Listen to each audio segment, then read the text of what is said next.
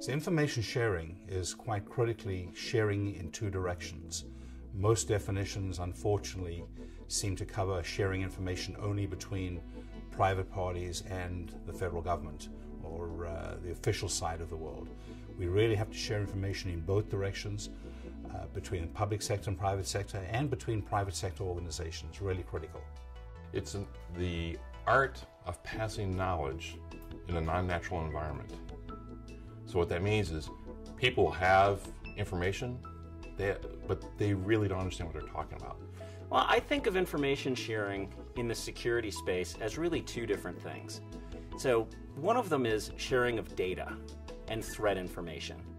But the other aspect of information sharing that I think is just as important is sharing of experiences between security professionals so that we can learn more subtle information about how attacks are changing. Information sharing is getting a community of people together that are all trying to work toward the same goal, which is secure their network, secure the internet.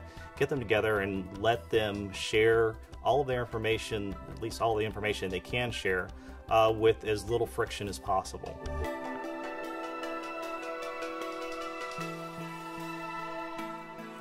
Sharing of threat intelligence is a really key area for us all to be working on today within the industry.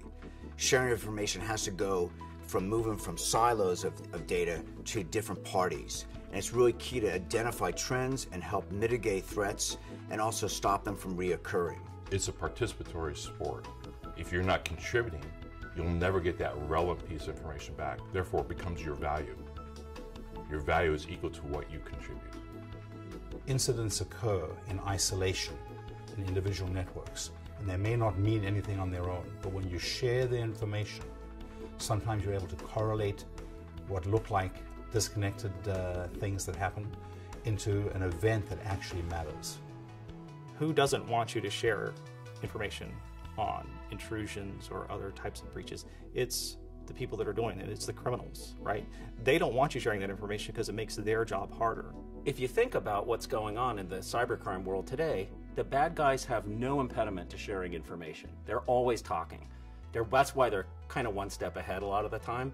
So we as security professionals need to be able to share data and more subtle threat information to try to get ahead of it.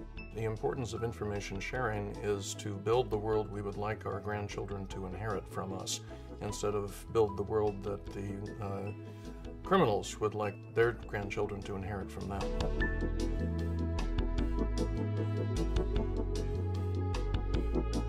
Without this threat intelligence, we're really at a challenge that the cyber criminals will always outmaneuver business and industry and really could be the downfall of the internet as we know it today.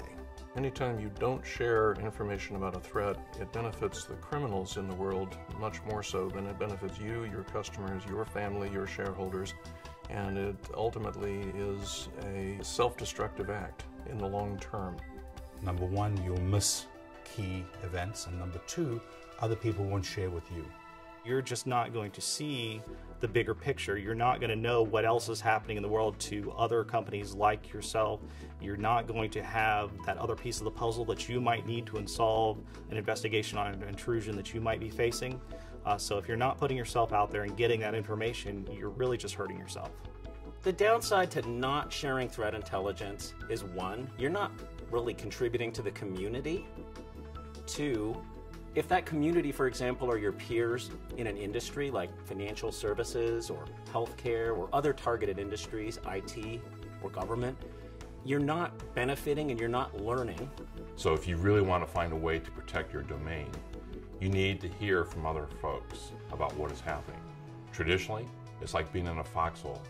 You have a parapet in front of you, you have no idea what's coming. It's the guys to your left and right who see what's coming to you.